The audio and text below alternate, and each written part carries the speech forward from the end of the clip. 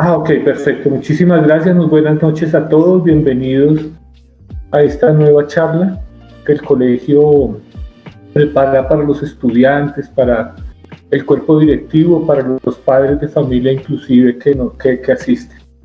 El día de hoy tenemos el honor de la presencia de mi general de la Reserva Activa, Rodrigo Quiñones Cárdenas. Mi general Quiñones, durante sus años de servicio activo en las fuerzas militares, fue un destacado miembro de la Armada Nacional. Cuenta con estudios y cursos de formación militar como el curso de lancero, paracaidismo, comando anfibio, curso de inteligencia militar de Estado Mayor, curso de altos estudios militares, entre muchísimos otros. Mi general es administrador de empresas, profesional en ciencias navales, abogado y politólogo. Ha cursado diplomados en Derechos Humanos, Veeduría Ciudadana y Análisis del Terrorismo. Ha realizado estudios en maestría en Seguridad y Defensa Nacionales, así como también es especialista en alta gerencia, derecho administrativo y gerencia pública.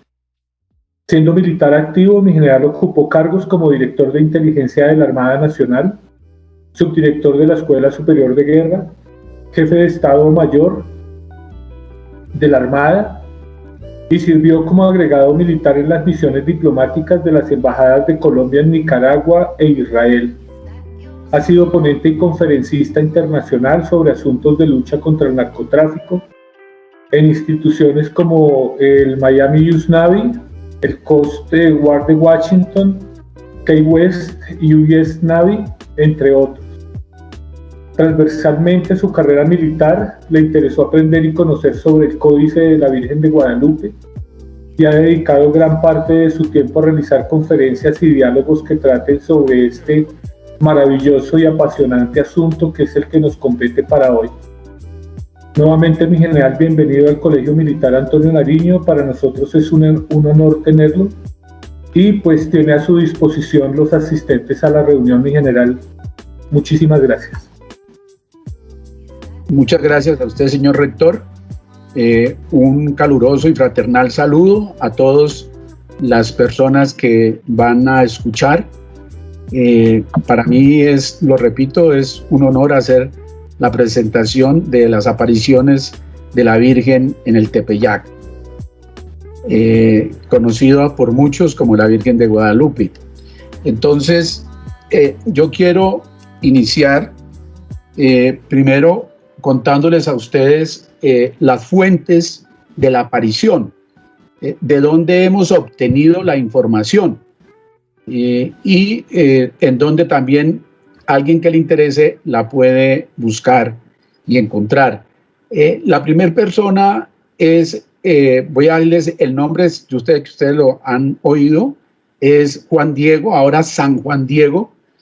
Su nombre en náhuatl, el idioma que hablaban los indios aztecas, era Cuautlatohuac.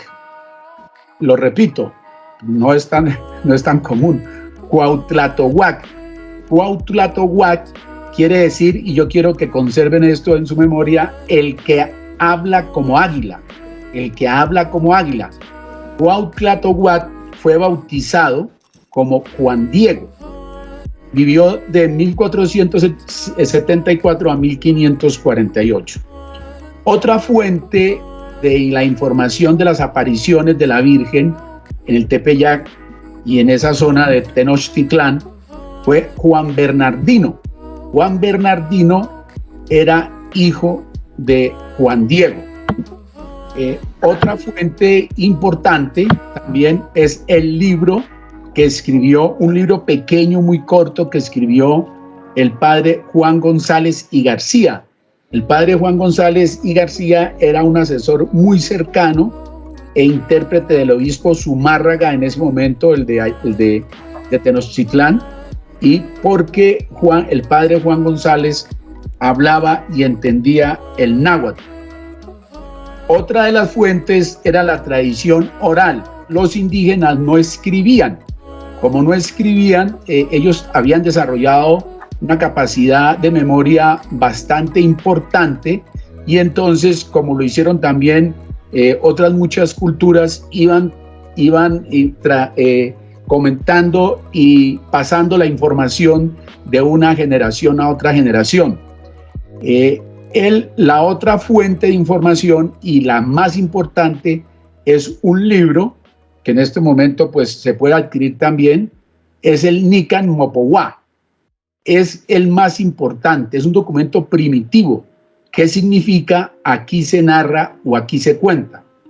Fue escrito en náhuatl entre 1545 a 1548 por un indio muy sabio, instruido, que inclusive llegó a ser gobernador, hablaba latín, Antonio Valeriano. Él vivió de 1520 a 1605. Y como de aspecto importante es que él escuchó los relatos o lo que contó Juan Diego, que es el vidente a quien la Virgen se le apareció, o sea, que ahora es San Juan Diego. Estos son las fuentes de donde se obtiene la información para sustentar la aparición de la Virgen en el Tepeyac. Ahora, he considerado muy importante también que tengamos un contexto de la situación que se vivía en ese momento, entender un poco lo que sucedía en esa zona, las creencias y lo que las personas pensaban, porque la aparición de la Virgen allá, después de muchos estudios, los grandes historiadores, los que han analizado esto muy bien, la denominan como una inculturación de la Virgen. La Virgen llegó con su mensaje y se introdujo en la cultura de los indígenas, si no, los indígenas no la hubieran podido entender. Entonces, por eso aquí yo quiero presentar la situación general y contarles: las apariciones se suceden en Tenochtitlán, lo que hoy conocemos como México, entre el 9 y 12 de diciembre de 1531. Aquí, pues sobra, yo sé que todos ustedes se acuerdan perfectamente, América fue descubierto en 1492, o sea, 40 años después. Y también importante que fue, las apariciones sucedieron 10 años después de la conquista de México por Hernán Cortés. Entonces, pues llevaban 10 años en esa lucha los españoles contra los aztecas y contra las 300 tribus que habitaban alrededor de los aztecas, y tratando de llevar su cultura española y tratando de llevar la religión católica. Aquí está Tenochtitlán, México fue conquistado en 1521 y la aparición fue en 1531. Algo muy importante que hay que saber es que los indígenas tenían sus creencias, tenían su mitología propia, y pues era la mitología de toda su vida, y ellos consideraban que el universo se movía por los sacrificios que ellos les hacían a sus dioses. Si no se hacían esos sacrificios a esos dioses, entonces el universo frenaba y se destruía. Acuérdense que los aztecas eran unos grandes astrólogos, conocían muy bien el movimiento del firmamento, lo estudiaban y lo analizaban. Todos estos datos son importantes para entender cómo en la aparición la Virgen entra en esa cultura y lleva el mensaje para que los indígenas puedan entender, y después vamos a ver el resultado de esa inculturación.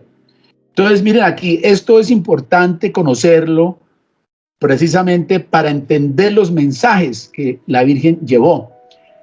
Los dioses de los indígenas para esa época, de los indígenas, el principal era Ometeotl, era el más poderoso de los dioses, y miremos en la parte de abajo de la presentación, ellos lo denominaban el Dios de la creación y comentaban a los españoles que ese era el verdaderísimo Dios por quien se vive, el creador de las personas, el dueño de la cercanía y de la inmediación, el dueño del cielo y el dueño de la tierra. Así lo concebían y lo creían los indígenas. Este Dios tenía varias representaciones. Una de las más importantes era la famosa flor Nahui Ojin. Yo les hago el comentario de esta flor y se la presento porque es parte de lo que vamos a ver posteriormente. Otro de los dioses que ellos tenían era Huitzilopochtli. Huitzilopochtli era el dios de la guerra y era el dios serpiente. Y como ven ahí los gráficos, a este dios, si no era alimentado, según las creencias de los indígenas, con la sangre de personas y de otros seres, entonces creían que se iba a comer el sol o se iba a comer la luna, y entonces pues todo lo que había sobre la tierra se iba a destruir.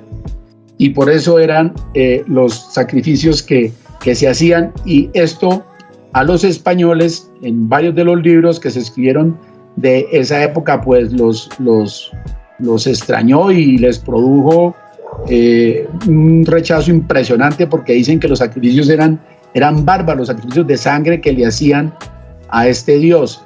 Pero los sacrificios más grandes que se hacían, si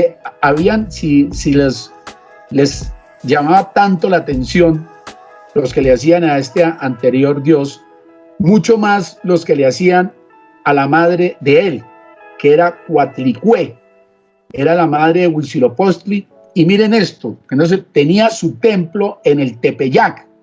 Miren, vayamos teniendo y guardando en nuestra memoria estos comentarios. Y era la que más le ofrecían sacrificios humanos.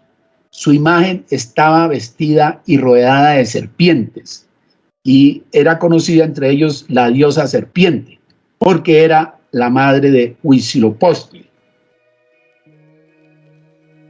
Vamos ahora a irnos por aspectos de tiempo directamente a la aparición de la Virgen. Está sacada, como les comenté, del libro Nican Mopowa. Aquí voy a mostrarles la parte escrita en náhuatl y la traducción que hizo el presbítero Mario Rojas Sánchez de 1924 a 2005. Vivió, pertenecía a la diócesis de Huejutla. Veamos la primera aparición. ¿Cómo se cuenta que fue la primera aparición? Se habla que la escritura que está en español está exactamente como se tradujo. No es hecha por mí, y si hay algunos términos de un español que no es muy aprobado ahora por la Real Academia de la Lengua, pues es de esa época, y tal como está en el libro la traducción, así la estoy presentando. Entonces se habla de que en esa época, en el año de 1531, a los pocos días del mes de diciembre, acuérdense que hablamos que comenzaron las apariciones en el 9 de diciembre, sucedió que había un indito, así está escrito, un pobre hombre del pueblo, su nombre era Juan Diego, según se dice, vecino de la población de Cuautitlán. Entonces ya comienzan que era el sábado y muy de madrugada venía en pos de Dios. Ya recordemos que Juan Diego ya había sido bautizado y era muy creyente. Al llegar cerca de un cerro, del cerrito, el cerro se llama el Tepeyac, ya amanecía, y oyó cantar sobre el cerrito como el canto de muchos pájaros finos, al cesar sus voces como que le respondía el cerro. Sobremanera suaves, deleitosos, sus cantos sobrepujaban al ven aquí unos pájaros de esa época, el coyototol y el otro el siniscán, y al de otros pájaros finos, tenían esos nombres. Cuando cesó el canto y dejó de oírse, Entonces Diego oyó arriba del cerrito que le decían Juanito, Juan Dieguito. Si ustedes ven a la izquierda en las palabras escritas en náhuatl, aparece Huatzin, Juan Diegotzin. Ese término Tezin es el término diminutivo que se utilizaba en el náhuatl. Entonces aquí la traducción por eso es Juanito, Juan Dieguito. Y le dijo la Virgen: escucha, hijo mío, el menor, Juanito, ¿a dónde te diriges? Y él le contestó: mi señora, reina, muchachita mía, mire la forma en que se expresa el indígena, allá llegaré a tu casita de México, Tlatelolco, a seguir las cosas de Dios que nos dan, que nos enseñan quienes son las imágenes de nuestro Señor, nuestros sacerdotes. Enseguida, con este diálogo con él, le descubre su preciosa voluntad y la Virgen le dice: sábelo, ten por cierto, hijo mío, el más pequeño, y mire cómo le dice, que yo soy la perfecta siempre Virgen Santa María, Madre del verdaderosísimo Dios, por quien se vive, el creador de las personas, el dueño de la cercanía y de la inmediación, el dueño del cielo, el dueño de la tierra. ¿Se acuerdan a dónde vimos esto al principio?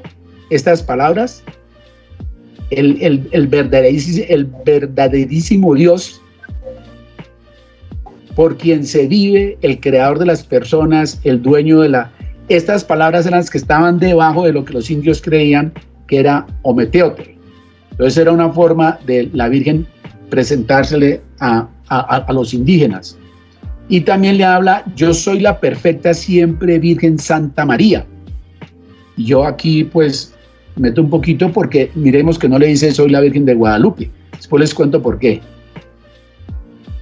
Y le dice: mucho quiero, mucho deseo que aquí me levanten mi casita sagrada, en donde lo mostraré. ¿A quién?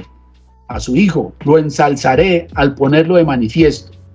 Lo daré a las gentes en todo mi amor personal, en mi mirada compasiva, en mi auxilio, en mi salvación. Porque yo en verdad soy vuestra madre compasiva. Este mensaje nos lo estaba dando la Virgen María a todos los seres humanos.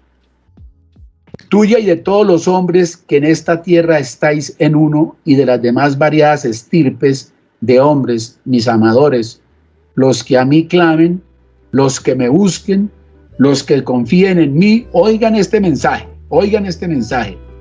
Los que a mí clamen, los que me busquen, los que confíen en mí, porque allí les escucharé su llanto, su tristeza, para remediar, para curar todas sus diferentes penas, sus miserias, sus dolores. Ese mensaje era para todos nosotros. Y para realizar lo que pretende mi compasiva mirada misericordiosa, anda al palacio del obispo de México y le dirás cómo yo te envío para que le descubras cómo mucho deseo que aquí me provea de una casa, me erija en el llano mi templo. Todo le contarás cuanto has visto y admirado y lo que has oído. Entonces imagínense, vámonos pensando nosotros que lo que vamos a ver más adelante es que el indígena salga corriendo a buscar al obispo, a que lo dejen entrar al palacio donde está el obispo o a la casa, y este indio va a ir a decir que la Virgen se le apareció. Y entonces, bueno, sigamos acá. Y ten por seguro que mucho lo agradeceré y lo pagaré. Esto también nos lo está mandando a todos nosotros. También lo que hagamos nosotros por la Virgen, mucho nos lo va a agradecer y nos lo va a pagar. Que por ello te enriqueceré, te glorificaré. Y mucho de allí merecerás, con que yo retribuya tu cansancio, tu servicio con que vas a solicitar el asunto al que te envío. Ya has oído, hijo mío, el menor, mi aliento, mi palabra. Anda, haz lo que esté de tu parte. Ahora ya le corresponde al indígena. Esa es la primera aparición. Entonces imagínense, y repito, sale el indígena muy feliz y se va allá a buscar a don Fray Juan de Zumárraga, al obispo que era un religioso de San Francisco, y les cuento pues que aquí está resumido todo, pero los documentos cuentan que él llegó allá a querer entrar. Le dijeron, ¿usted qué viene aquí? No, que yo traigo un mensaje de la Virgen. No, que lo iban a dejar entrar. Y pues está loco, este indio está loco. Con ese cuento, pues quién iba a creer. Y logró después con mucho esfuerzo, quedándose sentado ahí, a que lo dejaran entrar. Entró donde el obispo, se arrodilló y le contó el recado de la Señora del Cielo. Y le contó todo lo que había sucedido. Y entonces, imagínense ustedes, recién bautizado, indígena, ir a decirle al obispo que se le había aparecido la Virgen y que le construyera una iglesia en tal parte. Pues el obispo, pues difícilmente le podía creer. Es que si ahora sucede eso, que a cualquiera se le aparezca la Virgen y vaya y le diga a un obispo que hay que hacer una iglesia en tal parte, no creo que le vaya a creer. Y lógicamente, pues el obispo, que era un buen hombre, no le creyó, pero lo que le dijo fue, oiga, ¿por qué no va y se da una vuelta y averigüe bien qué fue lo que vio, qué fue lo que escuchó, y después hablamos? Vaya a dar una vuelta por allá y mire a ver qué hay, y después hablamos. Entonces, pues Juan Diego se va, y lógicamente se va donde la Virgen, y esta es la segunda aparición. El mismo día se devuelve, va derecho a la cumbre del Cerrillo, se encuentra con la Virgen y le cuenta lo que pasó. Y le relata todo. Pues el obispo no me creyó, y a él le dice a la Virgen, es que yo soy un indiecito, no soy nadie, a mí quién me va a creer que la niña del cielo se me apareció. Y le dice que mande otra persona. Por eso dice, te ruego encarecidamente, señora, niña mía, que a alguno de los principales, conocido, respetado y estimado, le encargues que lleve tu mensaje, para que le crean, porque yo soy un hombrecillo, soy un cordel, soy una escalerilla de tablas. Y mire lo que la Santísima Virgen le responde, y eso va también para todos nosotros.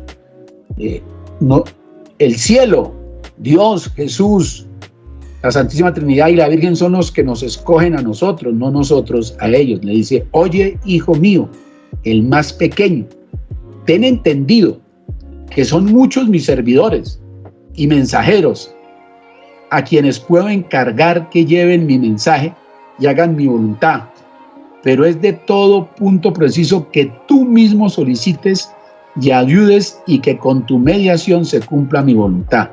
La Virgen le estaba diciendo, pues la Virgen, la Madre de Dios, tiene todo el poder para haber escogido el que ella quisiera, pero al que escogió fue a él. Y por eso le responde de esa forma. Mucho te ruego, hijo mío, el más pequeño, y con rigor te mando que otra vez vayas mañana a ver al obispo.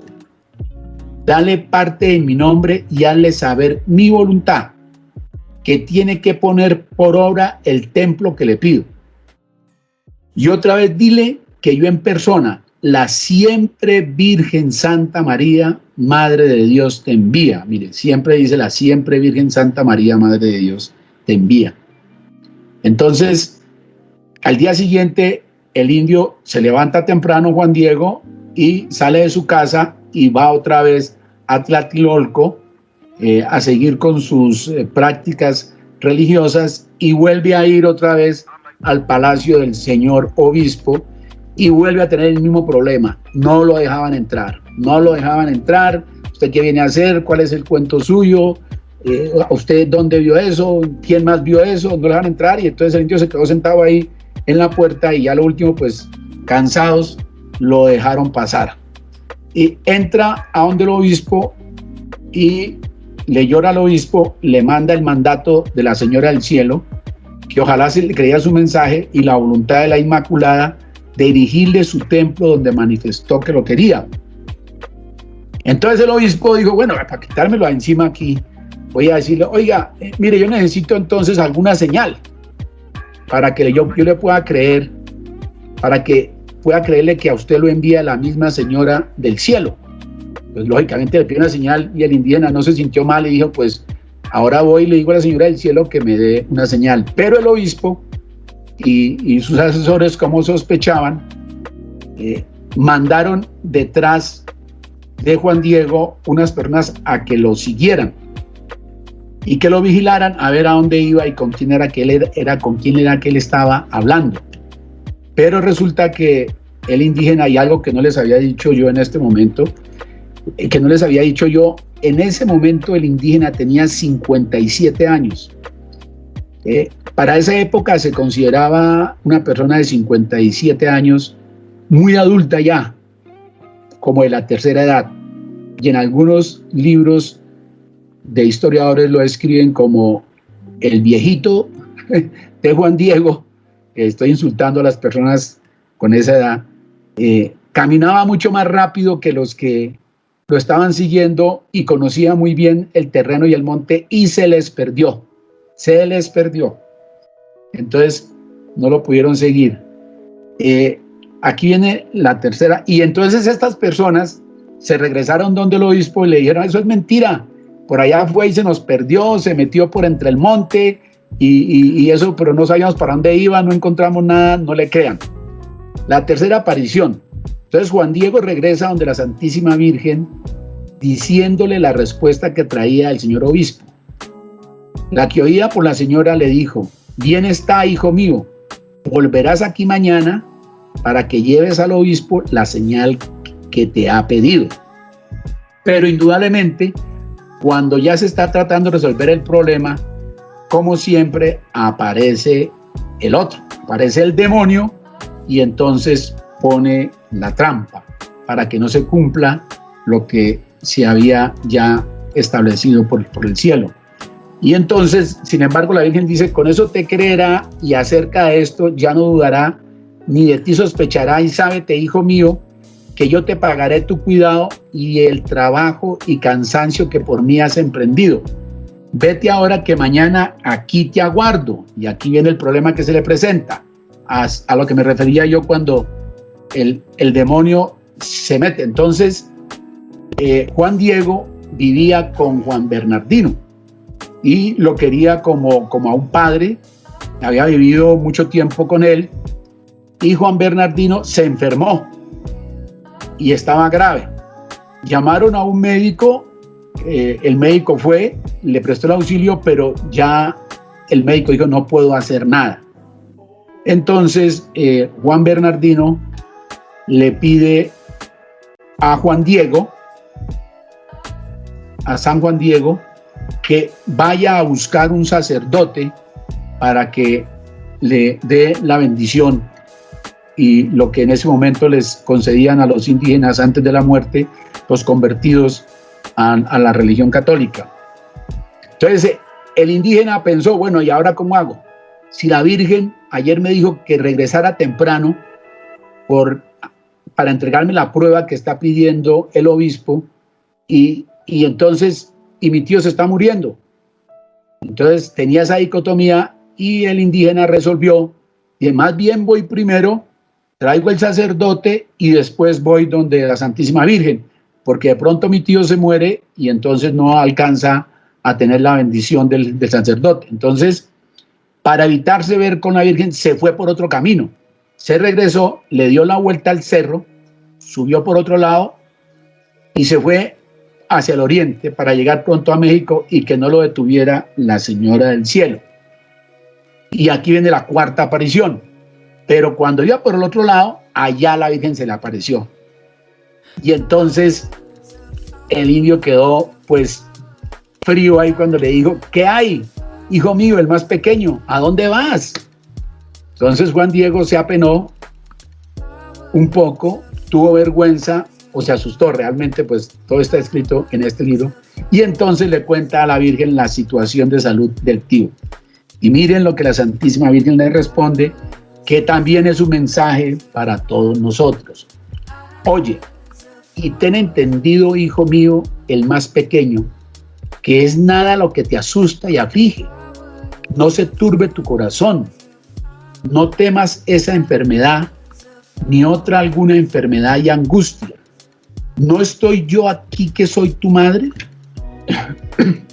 ¿No estás bajo mi sombra? ¿No soy yo tu salud? ¿No estás por ventura en mi regazo? ¿Qué más has de menester? No te apene ni te inquiete otra cosa. No te aflija la enfermedad de tu tío, que no morirá de ella. Está seguro que ya sanó. Eso es como un mensaje que nos da a todos nosotros los que estamos permanentemente con nuestra Santísima Virgen María. Y la Virgen le dice: sube, hijo mío, el más pequeño, a la cumbre del cerrillo. La Virgen, como se la atravesó por otro lado, le dijo: vaya allá al cerrillo, allí donde me viste, y te di órdenes. Hallarás que hay diferentes flores, córtalas, júntalas, recógelas, enseguida baja y tráelas a mi presencia. Recordamos que era el 9 de diciembre, para esa época, pues era el invierno que se presentaba y además ese cerro era un cerro bastante árido y ahí no había rosas, no había flores y además estaban en invierno. Sin embargo, el indio y sube, corta las flores, las trae, se las presenta a la Virgen. Las trajo a la Señora del Cielo, las diferentes rosas que fue a cortar, las que así como las vio, las cogió con su mano y otra vez se las echó en el regazo, diciéndole: hijo mío, el más pequeño, esta diversidad de rosas es la prueba y señal que llevarás al obispo. Le dirás en mi nombre que vea en ella mi voluntad y que él tiene que cumplirla. Tú eres mi embajador, muy digno de confianza. Entonces el indio las flores que recogió las echó en la tilma. La tilma era una especie como de ruana que ellos utilizaban, se la amarraban al cuello por atrás y la utilizaban para diferentes actividades. Ahí colocaban sus productos, guardaban algunas cosas para poderlas transportar, y en la tilma fue donde precisamente se colocaron las rosas y la Virgen con la mano las tocó. Y entonces, y le dice también: rigurosamente te ordeno que solo delante del obispo despliegues tu manta y descubras lo que llevas. Contarás bien todo. Dirás que te mandé subir a la cumbre del cerrillo, que fueras a cortar flores y todo lo que viste y admiraste, para que puedas inducir al prelado a que te dé su ayuda, con objeto de que se haga y erija el templo que he pedido. Entonces imagínense el indígena con la muestra, ahora a volver al palacio donde ya no lo querían dejar entrar. Primero la lucha y el esfuerzo para lograr entrar nuevamente.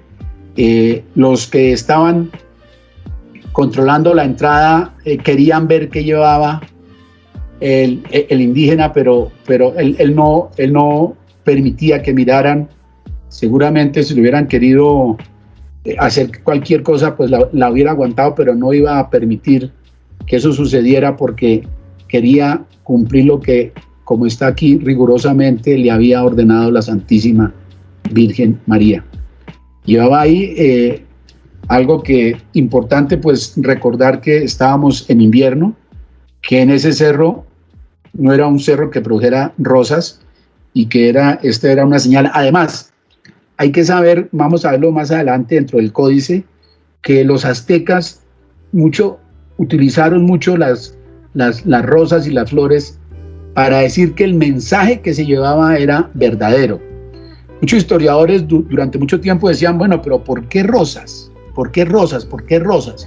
Entonces, cuando ya se entendió la cultura azteca, ellos, por ejemplo, iban a declarar la guerra y mandaban a alguien, según historiadores cuentan, y llevaban rosas para llevarles ese mensaje y entregar las rosas y que supieran que el mensaje que se estaba dando era verdadero.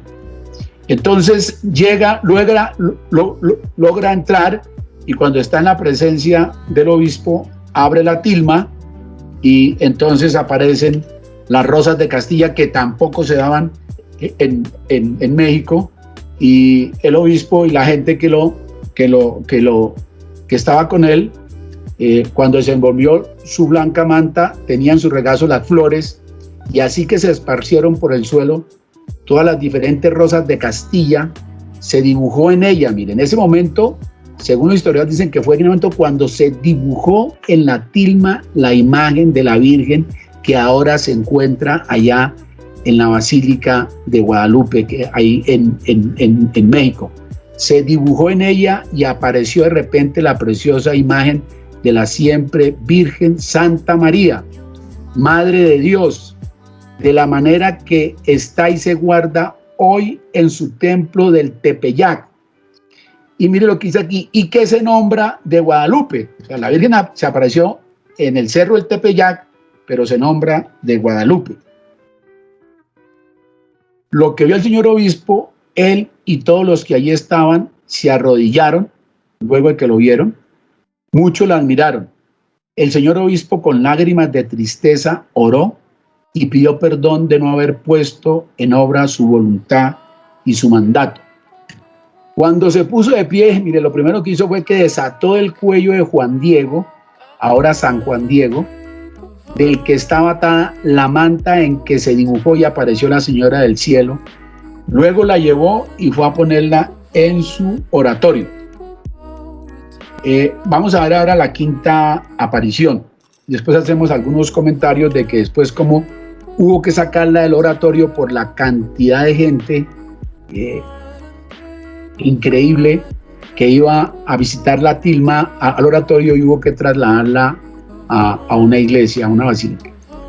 Entonces acuérdese de Juan Bernardino. Juan Bernardino, que estaba también enfermo y que había sido curado, era el tío de Juan Diego. Se va donde el obispo y se le presenta y le manifiesta ser cierto que entonces la Virgen le sanó y que la vio del mismo modo en que se aparecía a su sobrino, sabiendo por ella que le había enviado a México a ver al obispo.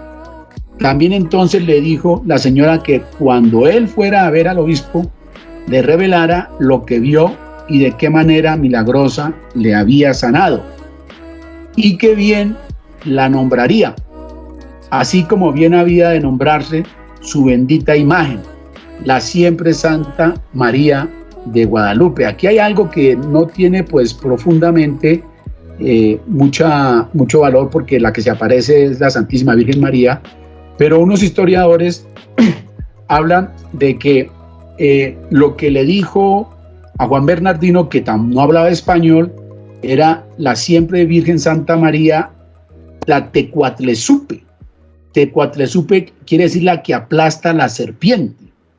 ¿Se acuerdan de la diosa serpiente a quien le hacían los grandes sacrificios de sangre? ¿Se acuerdan de la Coatlicue? Y entonces, por eso muchos dicen que lo que le dijo a Juan Bernardino fue la Santísima Virgen, la Tecuatlesupe.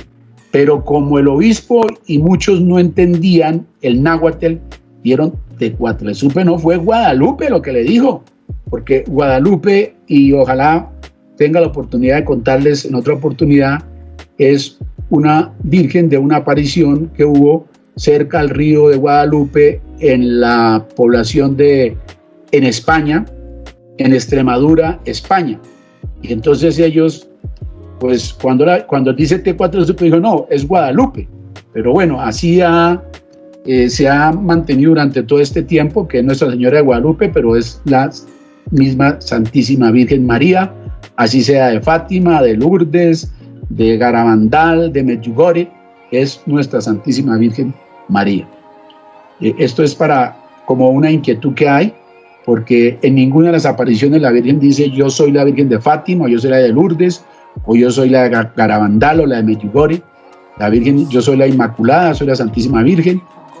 Y entonces, además, en otros comentarios se habla de que la Virgen le dijo a Juan Bernardino que ya no era necesario que siguieran derramando tanta cantidad de sangre, que su Hijo ya había derramado la sangre por el mundo entero y para que el mundo siguiera rodando y funcionando, para que los astros y los planetas se siguieran moviendo, que ya su Hijo Jesucristo había dado esa sangre y que por eso ella venía a aplastar a la diosa esa, la Cuatlicue, que era la diosa serpiente, la que aplasta a la serpiente.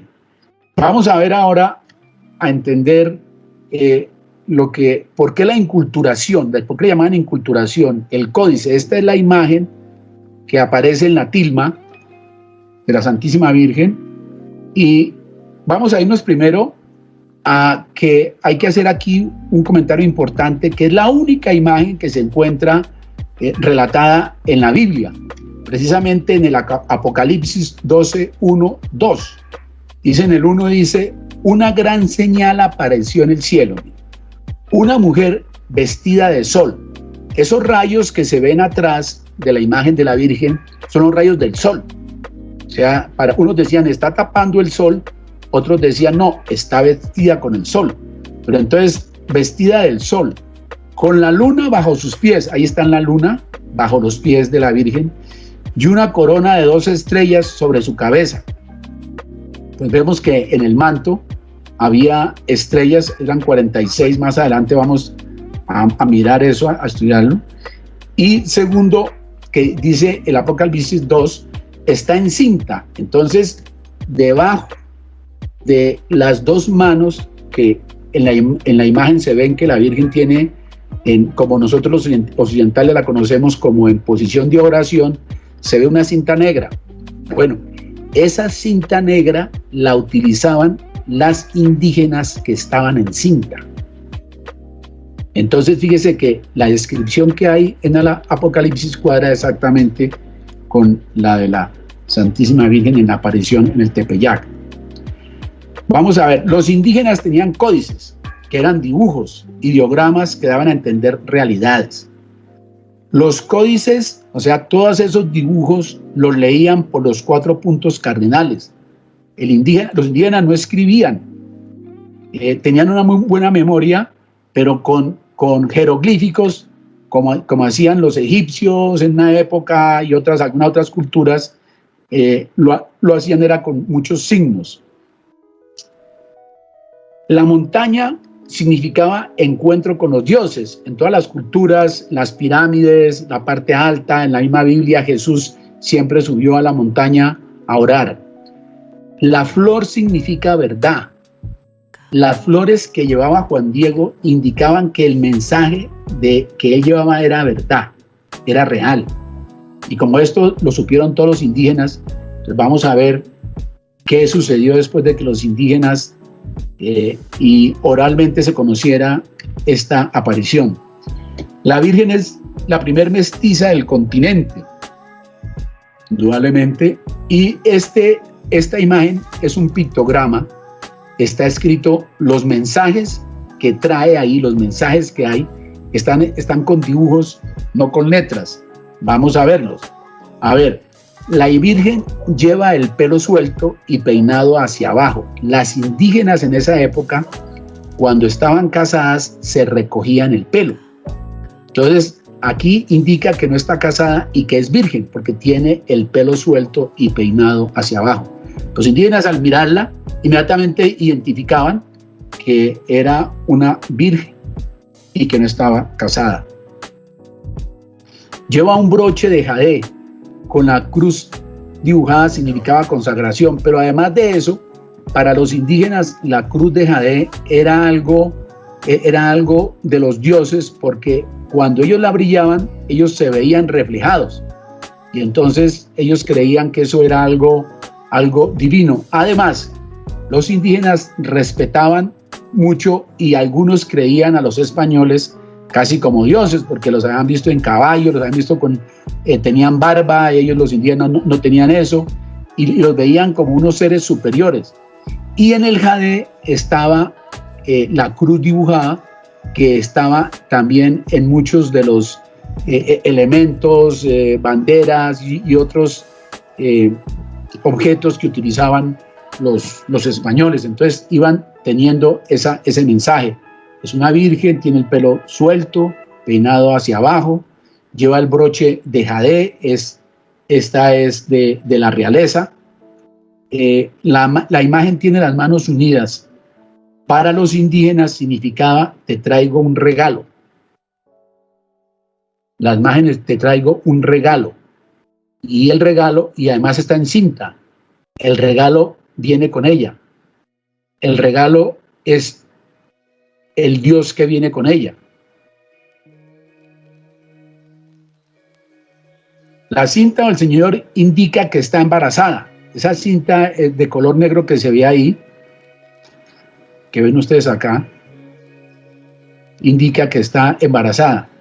En el manto se cuentan 46 estrellas. Y entonces eso para los indígenas que adoraban el cosmos y que lo habían estudiado, dice, esta se cubre con el cosmos. O sea, tiene atrás el sol, se para sobre la luna y está rodeada con un manto con las estrellas. Pues lo que nosotros estamos adorando y a quien estamos sacrificando tantos seres humanos, ella es una de las reinas del cosmos, la entendían así. En la imagen se ve que los rayos del sol salen de atrás, o sea que está vestida del sol o tapando al sol. Está parada sobre la luna o con la luna bajo sus pies. Se cubre con las estrellas, tapa al sol y se para sobre la luna. El cosmos le sirve. Es más poderosa que nuestros dioses y ellos deben estar a su servicio. Aquí está mandando su mensaje de inculturación la Virgen, y para que los indígenas solamente con ver esta imagen entiendan quién es la persona que está ahí en ese cuadro. En el manto aparece 7 veces la flor Nahui o Yin. ¿Se acuerdan al principio cuando les hablé del famoso dios Ometeotl, que era representado por esta flor? Y si está en el manto 7 veces, estaba representando a Ometeotl. Y en una de las partes en donde está es sobre el vientre de la Virgen. Entonces quiere decir que ahí viene el Dios verdadero, que para los indígenas pues lo podían llamar Ometeotl, pero nosotros sabemos que venía Jesús. Si en la túnica aparece esa flor, quiere decir que nos trae como regalo a Ometeotl y es más poderoso que ella, porque ella lo está adorando. ¿Cómo sabía que lo estaba adorando? Porque se nota un poco que la Virgen está danzando, tiene una rodilla acá que se ve levantada y se ve acá una de sus pies. Entonces indica que está danzando. Los indígenas adoraban danzando. Ellos cuando iban a adorar a sus dioses, la forma en que lo hacían era danzando. La imagen tiene una rodilla levantada, lo que nos indica que está danzando, es decir, está adorando. La danza es una forma de adoración de los indígenas. El color de la túnica es verde azulado, solamente permitido para los emperadores. Era el que utilizaba Montezuma. Y si ésta se viste así, entonces es que es una emperatriz. Así lo iban entendiendo. Veamos ahora esto importante. El ángel que está abajo, la parte baja, como lo ven aquí ustedes, lleva una camisa de ese color como rojizo. Eran los indígenas que se habían convertido. Es viejo, pues es viejo, no tiene alas de águila, no tiene alas de ángel, tiene alas de águila. ¿Se acuerdan el que habla como águila? Al principio que les dije, ¿se acuerdan que el nombre de San Juan Diego en náhuatl era Cuauhtlatohuac, que quería decir el que habla como águila? Y la cara que tiene no era de un angelito, sino de una persona de edad. San Juan Diego tenía en ese momento 57 años. Así es como muchos historiadores y estudiosos lo están interpretando o lo han interpretado. Miremos lo de los ojos, los estudios que se han hecho sobre los ojos. Se han realizado varios estudios científicos de los ojos y del iris con los siguientes resultados. Se encuentra la característica de una córnea humana viva. Hay muchos relatos de muchos científicos que inclusive en algunos libros está escrito que uno de ellos, al estar mirando, le dijo parpadeé, y luego cayó en cuenta de que no estaba hablando con una persona viva, sino que vio que era una córnea humana viva. Se reflejan las figuras y cuerpos del obispo, de San Juan Diego, del traductor, y se ve una familia. Eso era el obispo, era casi imposible que se lograra diseñar eso, que algún pintor lograra hacer eso, porque esa parte de la córnea la vieron fue con los aparatos modernos que tienen ahora los científicos. Ahora las estrellas. Las estrellas que aparecen en el manto reflejan la posición exacta de las constelaciones del norte y del sur, visibles, mire, el 12 de diciembre de 1531, en el solsticio de invierno. Si uno coge y mira las estrellas y las constelaciones que están ahí en el manto y las mira de frente y las coloca sobre las que están en el cielo, no casan. Pero si uno mira de arriba para abajo, o sea, si uno mira como si alguien estuviera desde arriba, desde el infinito, mirando la constelación y las coloca sobre el manto de la Virgen, sí casa, con exactitud. O sea, hay que invertirla como si alguien estuviera viéndolo desde arriba. Esto lo han dicho muchas personas que han hecho este estudio, que han hecho estos cálculos, y mide 1,4 por unos 70 centímetros, fue hecha de agave, ha persistido, esto es importante porque pues 480 años, los primeros 116 años no tuvo protección, entonces era para que ya esa tilma pues estuviera, o la imagen estuviera totalmente borrada y la tilma totalmente destruida. No tiene suciedad y la humedad, la salinidad y la corrosión no la ha afectado a la tilma. La tilma tiene la proporción áurea. Esta es una proporción que los artistas, desde los griegos, los romanos y todos los artistas siempre tratan de buscar al hacer una imagen, que se guarde esa proporción del tamaño de las partes del cuerpo, y esa proporción científica casi es la proporción conocida como la proporción áurea. La tilma y la imagen de la Virgen tiene esa proporción. Sufrió un atentado el 14 de noviembre de 1921. La explosión dobló un Cristo de hierro, pero no afectó la imagen de la tilma.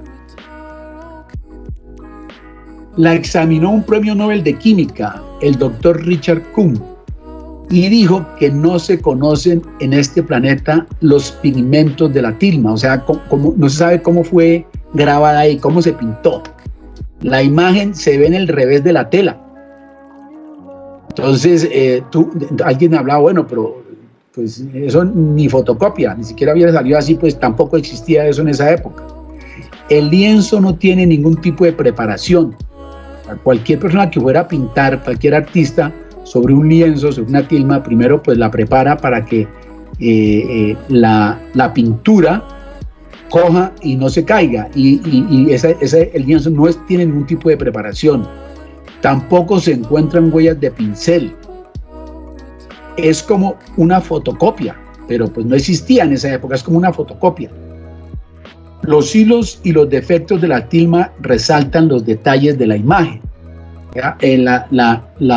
La unión de la tilma, por aquí va una unión que va por toda la mitad, casi sube, y mire cómo se ve, como si la Virgen hubiera inclinado la cabeza un poco para que esa unión de la tilma no le fuera a afectar su cara. Y además, en una parte de la unión de la tilma, uno de los nudos lo que hace es resaltar el labio inferior de la Virgen en esta imagen. Pero lo más importante es que conocer que los españoles llevaban 10 años ahí tratando de convencer los sacerdotes y las misiones a los indígenas para que entraran y se convirtieran a la religión católica. Pero después de la aparición y de los mensajes y de las historias y relatos que hacía San Juan Diego y de la tradición oral que se fueron contando de unos a otros, de los años 1532 a 1539 se bautizaron 9 millones de indígenas. En muchos libros se dice que no había, que los sacerdotes no lograban bautizar a todas las personas por la cantidad de quienes se les presentaban.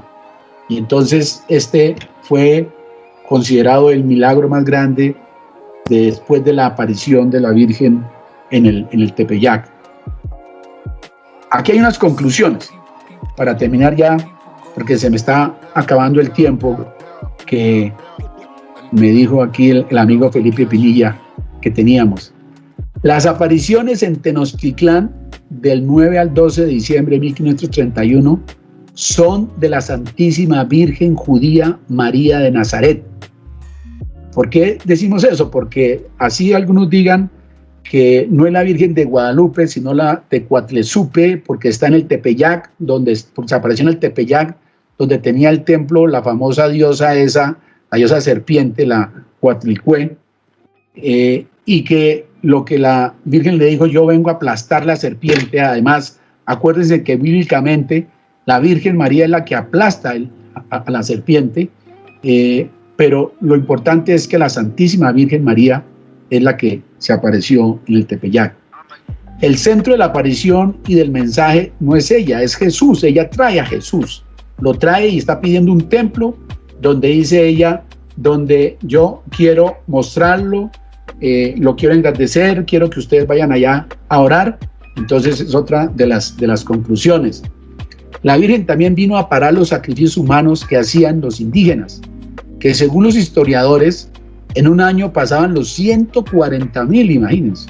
En los libros de los españoles dicen que esto era una barbaridad que a cualquier persona pues lo llenaba de espanto, la forma en que sacrificaban seres humanos. Por eso a los aztecas, que estaban rodeados casi de 300 tribus, esas 300 tribus los odiaban.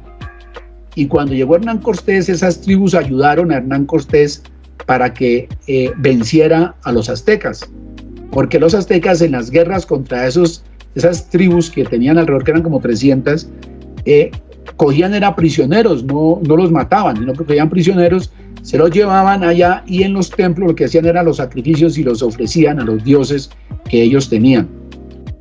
La Virgen adopta la inculturación para evangelizar. La Virgen viene en la tilma, en su imagen, viene con mensajes directos a los indígenas. Los indígenas ya cuando ven que tiene el pelo suelto, peinado hacia abajo, que es virgen, pero trae una cinta y entonces que está embarazada, entonces comienzan a entender, comienzan a entender porque al principio pues no sabían cómo así que una virgen es virgen y tuvo al niño Dios, cómo así que eso, pero entonces ya con este mensaje comienzan a entender que es la Santísima Virgen María, la Madre de Dios. La tilma ha pervivido por más de 480 años. La imagen no se ha deteriorado en absoluto. La tilma resistió el contacto con el ácido nítrico en 1975. La tilma permaneció intacta después de la detonación explosiva en 1921. Los símbolos presentes en la tilma son un códice dirigido a los indígenas mesoamericanos del siglo XVI, o sea, la inculturación. La Virgen entró en la cultura de los indígenas. Por eso también muchos de los historiadores, los que han analizado la aparición, que la Virgen dice, yo soy la Tecuatlesupe, porque es que Guadalupe es una palabra árabe traída de España. Pero vuelvo y repito, no importa, es la Santísima Virgen María. No se conocen ni los pigmentos ni el procedimiento mediante el cual fue impresionada la imagen a un lienzo en el que no hay pinceladas. Los ojos responden a las características de una córnea humana viva. No existe explicación a que existan 13 figuras humanas en los reflejos de las córneas, solo visibles con tecnología contemporánea, lo que excluye cualquier posibilidad de casualidad o fraude. Las estrellas del manto muestran con precisión matemática las constelaciones visibles del 12 de diciembre de 1531. Estas son las conclusiones. Les agradezco mucho que me hayan escuchado y que ojalá la Santísima Virgen María reine en todos sus hogares. Muchas gracias. Excelente, mi general. Estoy segurísimo, todos los invitados que estuvimos presentes en su conferencia, en su conversación, aprendimos muchísimo de esta entidad que usted acaba en este caso de explicarnos. Y a mí sí, ya por tiempo, mi general, yo creo no alcanzamos a hacer las preguntas del público. Más bien yo quisiera decirle, y usted lo mencionó en algún punto en la presentación, que, no sé, hay varios temas de los que uno puede hablar frente a la Virgen María, o de pronto las diversas conversaciones que usted tenga frente pues, a la misión que usted está estableciendo en la congregación. ¿Aló? Ya, ¿me escuchan ahí? ¿Me escucha ahí, mi general? Sí, la última parte no la escuché. Listo, estaba contando que en este caso sería muy importante, y esto es una solicitud, una propuesta que yo le hago, mi general, que en cualquier momento más adelante, en los días, en los meses, podamos volver a tener una conversación y que usted siga contándonos de pronto, no solo de la Virgen María, sino algún otro gran tema que usted en su congregación o en la misión que usted está estableciendo de contar este tipo de asuntos o temas, nos pueda, digamos, como involucrar y hacer partícipes de esto que impacta muchísimo en la cultura de las sociedades y principalmente, por ejemplo, las latinoamericanas, como lo que usted explicó hoy de México y en Colombia, obviamente, esta situación. Entonces, mi general, de parte mía, y hablo en este caso del Colegio Militar Antonio Nariño, muchísimas gracias por haber asistido, por habernos dado esta presentación tan bonita. Yo, la verdad, y le confieso a modo personal, pues no sé, hay muchas narrativas que se pueden establecer a partir de lo que es la Virgen de Guadalupe, ¿sí? Sobre el códice, como usted lo mencionaba, esa identidad que se ha venido construyendo de esta figura, ¿sí? Pero entenderlo en su realidad, o entenderlo en sus características ya pues puntuales, lo que significa saber, entender y adorar pues esta figura religiosa, ya lo que usted nos acaba de explicar, por lo menos a mí me hace entender mucho más el contexto del por qué la gente la adora y la quiere tanto y por qué debemos de hacerlo. Principalmente esa creo que es una reflexión que usted nos invita a hacer, mi general. Entonces, no sé si de pronto alguno de los invitados tenga una idea muy puntual que mencionar, digamos, mi mayor guerrero, exacto, y en este caso, pues podemos dar finalizada la conversación. Mi mayor guerrero tiene la palabra entonces. Gracias, profe. Mi general, mil gracias por la charla. Supremamente interesante, enriquecedora. Para todos aquellos que somos marianos, es una charla muy, muy interesante, pero yo sí quisiera, mi general, hacerle una pregunta.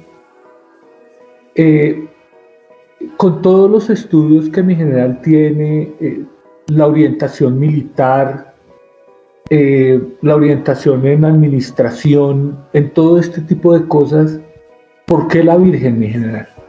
O sea, ¿por qué el códice de la Virgen? ¿Qué sucedió en la vida de mi general que lo invitó a tomar ese camino? Porque pues para muchas personas no es común por la misma mala información probablemente de nosotros los militares, que lleguemos a tener este tipo de creencias tan fuertes y tan arraigadas, ¿no? Entonces es bien interesante saber eso. ¿Por qué la Virgen? No solo la Virgen, Dios, nuestro Señor Jesucristo, el Espíritu Santo, o sea, la Santísima Trinidad, la Virgen y todo lo que tiene que ver con nuestras creencias y nuestros valores religiosos. Y yo, si la respuesta, aunque le pido un poquito de tiempo, pero si la respuesta si fuera muy corta, yo le diría, ¿quién no necesita más de la Santísima Trinidad, de la Virgen y de todos sus santos que los hombres que estamos en la guerra? ¿Quiénes más que nosotros no necesitamos porque luchar por un país, luchar por una cantidad de personas y a veces vernos mal respondidos, vernos calumniados, sufriendo persecuciones de una cantidad de cosas que no hemos cometido? Eso solo se puede aguantar con Dios, con la Trinidad y con la Santísima Virgen María. Ahora, ¿por qué la Virgen María? Porque yo nací en un hogar muy mariano, y además porque la Santísima Virgen María es el camino a Jesús. Ella, desde la Biblia, es cuando nos dice, hagan lo que mi hijo les está diciendo que hagan, en las bodas de Caná. Y si somos seguidores de la Virgen, si estamos con ella, es ella la que nos va a llevar a nuestro Señor Jesucristo. No sé, mi mayor, si le he respondido su inquietud.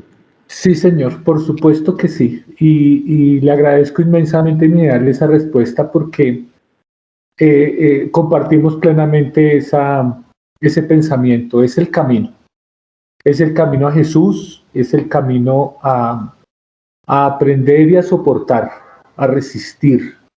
Es un ejemplo inmenso de resiliencia, de amor, de paciencia, que tenemos que apropiar, y tenemos que seguir, mi general. De verdad, estoy muy, muy agradecido por su charla, mi general. Mil y mil gracias. Sí, así es. Si Dios con nosotros, ¿quién contra nosotros? ¿Quién contra nosotros? Sí, señor. Gracias, mi general. No, señor, con mucho gusto y sigo a sus órdenes. Muchas gracias, mi general.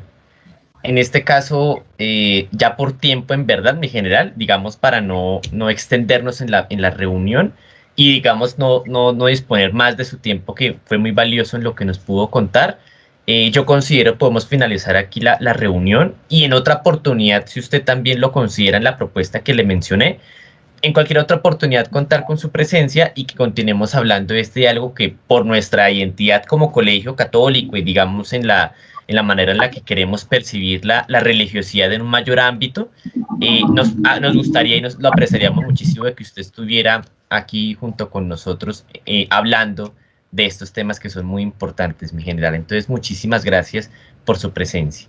Bueno, profesor Felipe, ya sabe, tiene mi contacto, pues con mucho gusto, y que tengan una buena noche, y me despido del señor rector y de todas las personas que estuvieron presentes.